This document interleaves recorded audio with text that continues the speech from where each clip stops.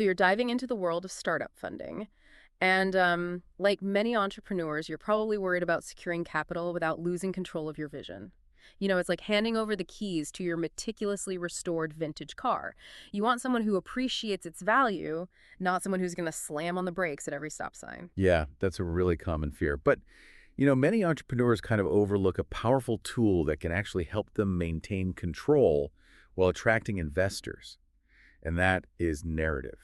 So instead of just focusing solely on product features and financial projections, consider crafting a compelling story about the why behind your business. You mean like the origin story, the aha moment that sparked the whole idea? Exactly. Investors are much more likely to trust founders who can articulate a clear and inspiring mission. You know a problem they're passionately solving, the impact they're aiming to create. It's about connecting on an emotional level, not just a financial one. So it's less about dazzling them with a flashy presentation and more about drawing them in with a story they can connect with. Precisely. Think of it this way. A strong narrative is like a magnet, pulling investors towards your vision. It's about painting a picture that resonates with their values and inspires them to be a part of something bigger than just a product. Okay, that makes sense. But how does this actually play out in the real world? Let me give you an example. There was an entrepreneur who was pitching a software solution. And on the surface, it seemed fairly technical and niche. But instead of getting bogged down in the technical details, they shared a personal story about their own struggles with the problem that their software addressed. They spoke about the impact it had on their life and how they knew countless others were facing these same challenges. And the investors were completely captivated, not by the technology itself, but by the passion and the purpose behind it. They saw a founder who was driven by a deep-seated mission, and that resonated far more powerfully than any product demo could. That's amazing. It seems like finding that right narrative can make all the difference. But let's be real, investors ultimately want to see a return on their investment. So how does storytelling translate into actual funding options that help entrepreneurs maintain control? That's where it gets even more interesting.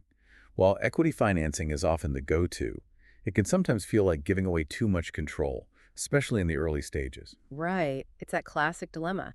Get the shiny new toy funding, but risk having someone else call the shots. Exactly. But there are alternative paths that many entrepreneurs kind of overlook. Think of them like those indie films that fly under the radar but end up winning all the awards. Options like convertible notes and revenue-based financing. They offer a way to secure funding without immediately relinquishing equity or control. Okay, I'm intrigued. Let's unpack these indie film funding options. So convertible notes, for example, they're essentially short-term debt that converts to equity at a later date, usually triggered by a specific milestone, like a future funding round or valuation. They're great for early-stage startups because they allow for quick funding without the complexities of immediately setting a valuation. And there are different types to consider. Capped notes provide a ceiling on the valuation at conversion, so it offers investors protection, while uncapped notes have the potential for greater returns but carry more risk for the founder. So it's a way to get the funding you need to grow without having to slice up the pie prematurely. And what about revenue-based financing? I've heard that buzzword floating around. But what's the deal with that? Revenue-based financing is an innovative model where you essentially pay back investors as a percentage of your revenue. And the beauty of this is that it aligns incentives. Investors are directly invested in your revenue growth, and you retain full ownership and control of your company. Plus, it's often more accessible for businesses that might not fit the traditional venture capital mold. I see. So it's less about giving away a chunk of your company and more about sharing the fruits of your labor. Kind of like having a supportive friend who believes in your business and wants a piece of the action when things take off. Exactly. And speaking of friends, this brings us to another crucial aspect of securing funding without losing control. And that is relationships. It's not just about blasting out pitch decks to every investor under the sun. Cultivating meaningful relationships with potential investors well before you need funding is like planting seeds in a garden. You can't expect a beautiful flower to bloom overnight. It takes time, nurturing, and consistent care. So you're saying building those relationships is like laying the groundwork for future funding success. But how do you even begin to connect with investors in a way that feels authentic and not just transactional? That's where networking comes in, both online and offline, attending industry events, conferences, even just engaging in thoughtful conversations on social media. These things can go a long way in establishing genuine connections. So it's about being present in the startup ecosystem, not just when you need something, but as an active participant who's contributing to the community. Exactly. Remember, investors are people too, and they're more likely to invest in someone they know, like, and trust. Building a strong network of relationships within the investor community can make the fundraising process feel less like begging for money and more like asking a friend for support. Okay, I'm starting to see how these pieces fit together. A compelling narrative, alternative funding options, and strong relationships. They all seem to play a crucial role in securing funding without losing control. But there's still that one essential element that often feels like a hurdle for entrepreneurs, the dreaded business plan. Ah, yes, the business plan. Many see it as a chore, but it's actually a powerful tool that, when done right, can actually help you maintain control while attracting investors. Think of it like a map for navigating the often unpredictable terrain of entrepreneurship. So it's less about creating a document to gather dust on a shelf, and more about designing a roadmap that guides both you and your investors towards a shared vision. Exactly. A well-structured business plan not only demonstrates your strategic thinking to potential investors, but it also helps you clarify your own thinking and make informed decisions. Okay, I'm starting to see the business plan in a new light. But what exactly does a well-structured plan entail? What key elements should entrepreneurs focus on? A well-structured plan should be like a puzzle, with each piece fitting together to create a clear and compelling picture for potential investors. It should include a thorough market analysis, demonstrating that you understand the landscape you're operating in, the size of the opportunity, and your target audience. So it's not just about saying there's a huge market for this, but about showing that you've done your homework and you really understand the nuances of the market you're entering. Precisely. Then there's the competitive landscape analysis, identifying your key competitors, their strengths and weaknesses, and what differentiates your solution from the pack. So it's about highlighting your unique value proposition, the secret sauce that makes you stand out in a crowded marketplace. Exactly. And of course, no business plan is complete without a solid financial model. This is where you project your revenue, your expenses, and ultimately your profitability over a realistic time frame. It's about demonstrating that your business has a viable path to profitability and that you understand the financial levers that drive your success. So it's not just about throwing out optimistic numbers, but about showing that you've thought through the financials carefully and have a realistic plan for generating sustainable revenue. Precisely. And beyond the numbers, a strong business plan should also showcase the talent behind your venture, your management team. Investors want to see a team with the experience, the expertise, and the passion to execute on the vision. Right, because even the best business plan is only as good as the people who are going to bring it to life.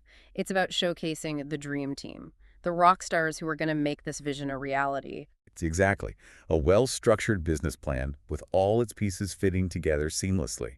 Demonstrates to investors that you're not just a dreamer with a great idea, but a strategic thinker who's prepared to navigate the complexities of building a successful business. Okay, I'm starting to see the power of a well-crafted business plan. But even with a solid plan in place, I think many entrepreneurs struggle with embracing feedback, especially when it comes from potential investors. It's like inviting someone into your home to critique your interior design choices.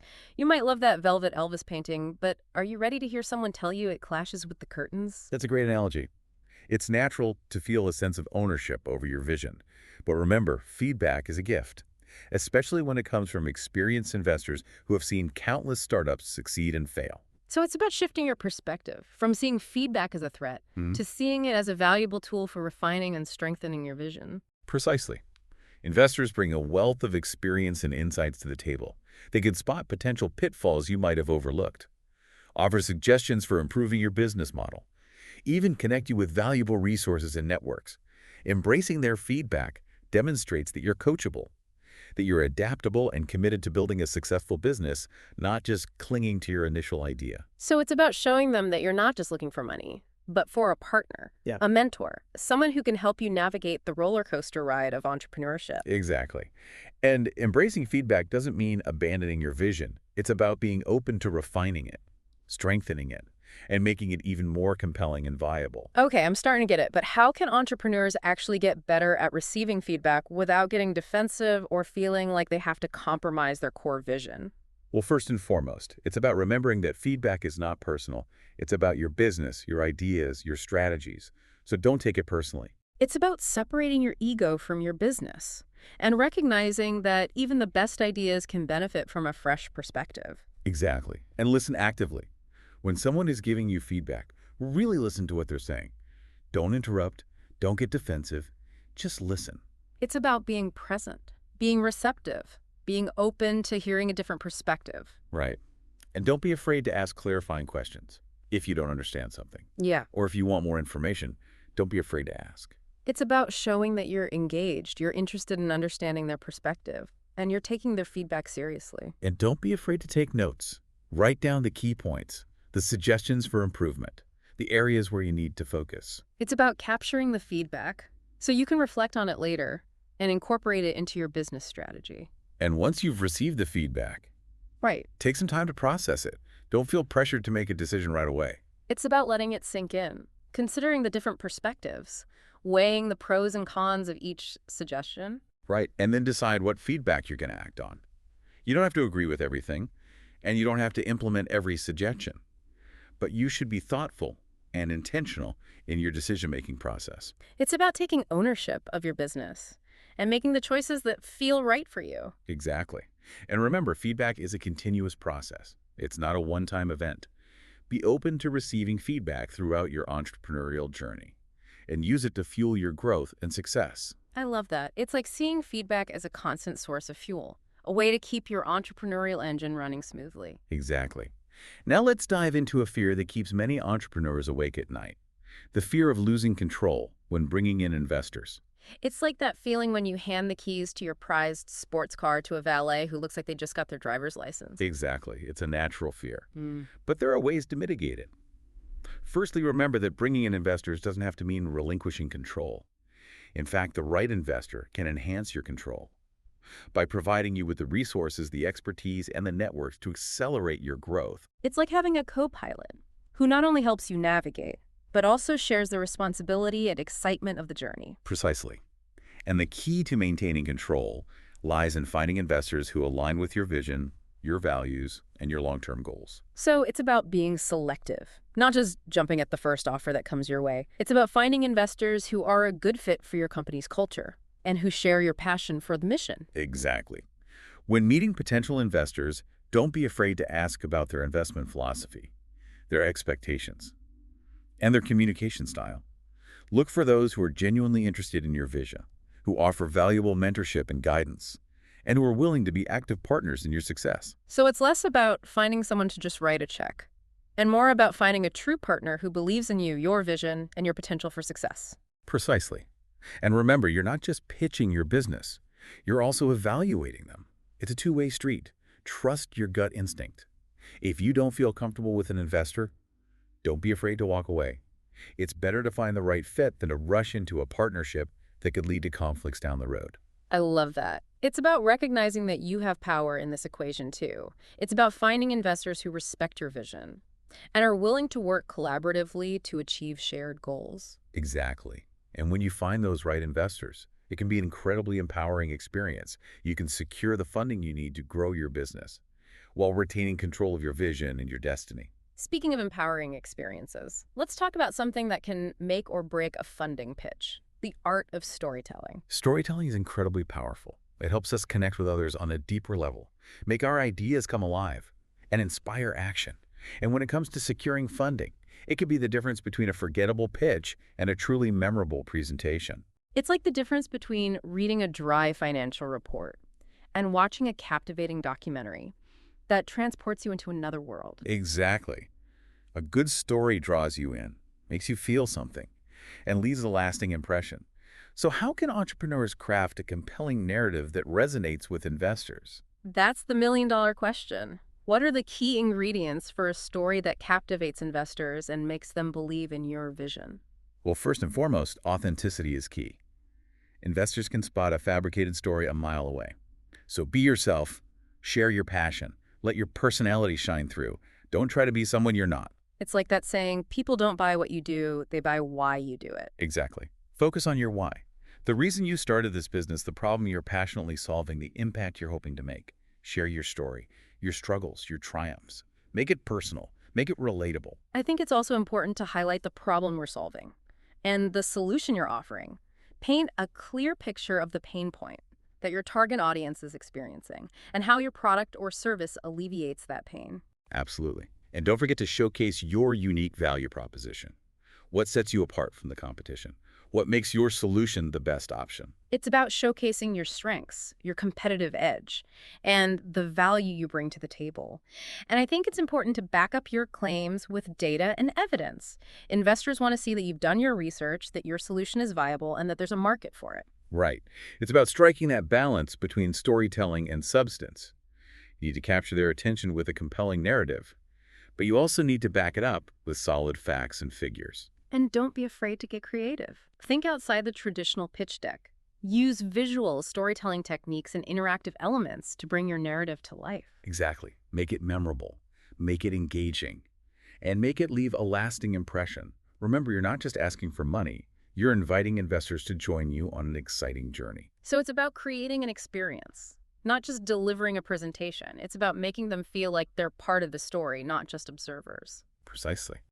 And speaking of journeys, let's talk about the often nerve-wracking experience of actually pitching to investors. It's like that moment before you step on stage for a big performance. The butterflies in your stomach, the adrenaline pumping, the anticipation building. It's definitely a high-stakes situation, but it's also an incredible opportunity to share your vision, connect with potential investors, and secure the funding you need to take your business to the next level. It's like auditioning for a lead role in a Broadway play. You have to bring your A game, showcase your talent, and captivate the audience. Exactly. And just like with any audition, preparation is key. You need to know your material inside and out, practice your delivery, and anticipate potential questions. So let's break down the pitching process. What are some key tips for crafting a winning pitch? Well, first and foremost, know your audience. Who are you pitching to? What are their interests? What are their investment criteria? It's like tailoring a suit. You wouldn't wear the same outfit to a wedding as you would to a job interview. You need to make sure your pitch is relevant to the specific audience you're addressing. Right? And keep it concise. Investors are busy people. They don't have time to listen to a rambling presentation. Get to the point quickly and make sure your key messages are clear and impactful. It's like writing a tweet. You have a limited number of characters to convey your message. Make every word count. Exactly. And tell a story. Don't just rattle off facts and figures. Weave those data points into a compelling narrative that engages the listener and makes them care about your business. It's about creating an emotional connection, making the investors feel something, and leaving them wanting to learn more. Right. And highlight your unique value proposition. What sets you apart from the competition? What makes your solution the best option? It's about showcasing your strengths, your competitive edge, and the value you bring to the table. And be prepared to answer tough questions. Oh. Investors want to see that you've thought through all the angles, that you understand the risks and challenges, and that you have a plan for addressing them. It's about demonstrating your expertise, your confidence, and your ability to think critically and strategically. And don't forget to follow up. Send a thank you note after your pitch. Answer any outstanding questions, and keep the investors updated on your progress. It's about staying top of mind, nurturing the relationship, and demonstrating your commitment to the opportunity. And you know what? Pitching is a skill that takes practice. The more you do it, the better you'll become. So don't be afraid to get out there, pitch your heart out, and embrace the learning experience. It's about stepping outside your comfort zone, pushing yourself to grow, and believing in your vision. Exactly. And remember, pitching is not just about securing funding. It's also a valuable opportunity to refine your message, get feedback on your business, and connect with potential mentors and advisors. So embrace the process, learn from your experiences, and keep pitching. Welcome back to our deep dive into securing startup funding without losing control. We've already explored the power of narrative, alternative funding options, and the importance of building strong relationships. Now let's delve even deeper into strategies that can help you navigate this exciting, yet often daunting journey. I'm ready to dive deeper. We've laid the groundwork. And now I'm eager to explore more tactical advice that entrepreneurs can put into action. One thing I've always wondered about is the actual negotiation process with investors. It seems like there's a lot of mystery surrounding those conversations, like a secret handshake that only seasoned entrepreneurs know. Yeah, that's a common misconception. Negotiating a funding deal isn't about secret handshakes or complex jargon. It's about having clear communication, understanding your worth, and finding a win-win solution that benefits both you and the investor. So it's less about playing hardball and more about finding common ground, a shared understanding of the value being exchanged. Precisely. And one of the most important things to remember is that negotiation is a two-way street. You're not just trying to get the best deal for yourself. You're also trying to find a solution that works for the investors and aligns with their investment goals. So it's about finding that sweet spot where both parties feel good about the agreement and are excited to embark on this journey together. Exactly. And the key to a successful negotiation is preparation. Before you even sit down with an investor, you need to have a clear understanding of your company's valuation, the amount of equity you're willing to give up, and the terms that are absolutely non-negotiable for you. So it's like going into a battle with a well-defined strategy, knowing your strengths, your weaknesses, and your ultimate objectives. Exactly. And it's essential to do your research. Understand the typical terms for similar deals in your industry. Benchmark against comparable companies. And know what other investors are offering. It's like having a secret weapon, a deep understanding of the market dynamics that empowers you to negotiate from a position of strength. Precisely. And don't be afraid to ask for advice. If you're unsure how to approach a particular negotiation point, reach out to a mentor, a lawyer, or a fellow entrepreneur who's been through the process before. It's about tapping into the wisdom of those who've walked this path before, learning from their experiences, and navigating the complexities of the negotiation process with confidence. And remember, negotiation is a skill that takes practice. The more you do it, the better you'll become at articulating your worth, understanding the nuances of deal terms, and finding creative solutions that benefit everyone involved. Okay, I'm feeling more empowered already. But let's shift gears a bit and talk about something that often gets overlooked in the excitement of securing funding, the importance of building a strong company culture. Absolutely.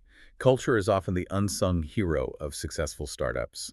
It's the invisible force that shapes how your team interacts, makes decisions, and ultimately drives your company's success. And it's something that investors pay close attention to. It's like the personality of your company, the vibe that permeates every interaction and decision. And just like with people, a strong positive culture can be incredibly attractive and magnetic. Exactly. Investors want to see that you've created an environment where people feel valued, respected, and empowered to do their best work. They understand that a strong culture is essential for attracting and retaining top talent, fostering innovation, and navigating the inevitable ups and downs of building a business. So it's not just about having a cool office space and free snacks, but about creating a deeper sense of purpose and belonging that resonates with everyone on the team. Precisely. Building a strong culture starts with defining your core values, the guiding principles that shape your company's identity and inform every decision you make. These values should be more than just words on a wall.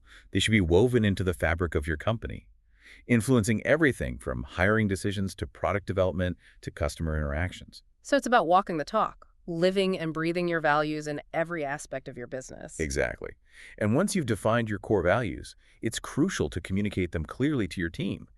Create rituals and practices that reinforce those values, and celebrate individuals who embody those values in their daily work. So it's about creating a culture that feels authentic, that's not just imposed from the top down, but that everyone on the team feels invested in and proud to be a part of. Exactly. A strong culture can be a powerful competitive advantage. It can attract top talent, inspire innovation, and create a loyal customer base that resonates with your company's values and mission. Okay, I'm convinced. Culture is not just a fluffy feel-good thing. It's a strategic imperative for any startup that wants to build a lasting and successful business. But let's be real. Building a strong culture takes time, effort, and constant attention. It's not something you can just check off your to-do list and forget about. You're absolutely right. Culture is a living, breathing entity that needs to be nurtured, adapted, and constantly refined as your company grows and evolves. And one of the best ways to nurture your culture is to foster open communication, transparency, and feedback.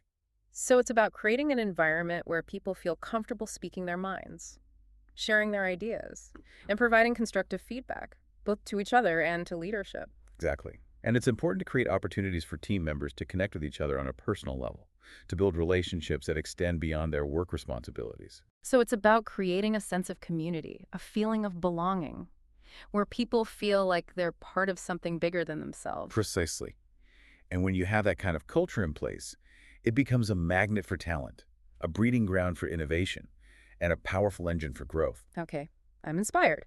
But let's face it, building a company and securing funding can be incredibly stressful. How can entrepreneurs stay grounded and maintain a healthy work-life balance amidst all the chaos? That's a great question. Entrepreneurship is a marathon, not a sprint. And it's crucial to prioritize your well-being, so you can show up as your best self, both for your business and for yourself. It's like that saying, you can't pour from an empty cup. You have to take care of yourself first in order to take care of your business. Exactly. And self-care looks different for everyone. It might be taking time for daily exercise, meditating, spending time in nature, connecting with loved ones, or pursuing hobbies that bring you joy. It's about finding those activities that recharge your batteries, that fill your cup, so you can show up with energy and enthusiasm for the challenges ahead. Precisely. And don't be afraid to ask for help. Surround yourself with a supportive network of friends, family mentors, and advisors who can offer guidance, encouragement, and a listening ear when you need it most. It's about building a team, not just for your business, but for your life. It's about recognizing that you don't have to do it all alone. Exactly. And remember, success is a journey, not a destination.